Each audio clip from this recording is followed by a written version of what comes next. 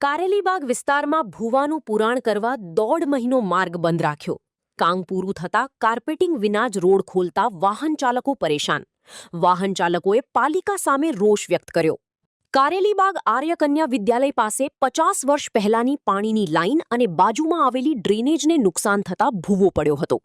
2 મહિના પૂર્વે પડેલા ભૂવાને રિપેર કરતા પાલિકાને નાકે દમ આવ્યો હતો. 1.5 મહિના સુધી કામ કરાયું હતું.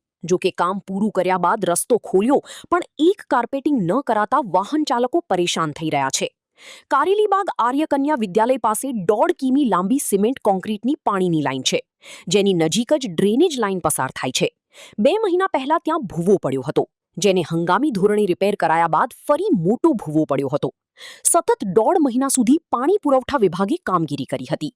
ત્યારબાદ વોર્ડ 7ના એન્જિનિયરિંગ વિભાગે ડ્રેનેજનું સમારકામ કર્યું હતું. કામ પૂરું થયા બાદ એક બાજુનો રસ્તો ખુલ્લો મુકાયો હતો, પરંતુ કાર્પેટિંગ ન કરાતા વાહન ચાલકો પરેશાન થઈ રહ્યા છે. 2 વિભાગોએ એકબીજાને ખો આપતા કામગીરીમાં વિલંબ થયો. આર્યકન્યા પાસે પાણીની ફીડર લાઇનમાં 3 મહિનાથી લીકેજ હતું, જેનું પાણી નજીકમાં આવેલી ડ્રેનેજ લાઇનની ચેમ્બર સુધી પહોંચતું હતું, જેથી ડ્રેનેજ ચેમ્બરની 3.50 ફૂટ અંદરની બાજુએ નુકસાન થતાં ડ્રેનેજ તૂટી ગઈ હતી અને રોડ બેસી ગયો હતો. પાણી પુરવઠા અને વોર્ડ કચેરીએ એકબીજાને ખો આપતા કામગીરીમાં વિલંબ થયો હતો. ત્યારે વાહન ચાલકોને સીધી અસર જોવા મળી હતી. વાહન ચાલકોએ જણાવ્યું હતું કે આ વોર્ડ ડેપ્યુટી મેયરનો છે, તેમ છતાં વિસ્તાર સમસ્યા સામે આવતી હોય છે. આ રસ્તા પર તો કેટલાય વાહનો ફસાયા હતા, તો વાહન ચાલકોને કમરના સાંધાનો દુખાવો પણ થઈ રહ્યો. ત્યારે હવે પાલિકા ક્યારે આ કામ કરશે તે જોવાનું રહ્યું. વડોદરા શહેરનો કારેલીબાગનો આ મુખ્ય રોડ છે. અહીંયાથી સિટીમાં જવાય છે. સાથે આ મુખ્ય વિસ્તાર પાસે આર્યકન્યા વિદ્યાલય, કૃષ્ણ હિન્દી વિદ્યાલય, સ્વામી વિવેકાનંદ 3 વિદ્યાલય આવી છે અને ત્યાંનો મુખ્ય રોડ છે. ગટર અને પાણીની લાઈનો લીકેજ થવાથી 2 મહિનાથી આ રોડ બનતો નથી. લોકોને અવરજવર કરવામાં મુશ્કેલી પડી રહી છે.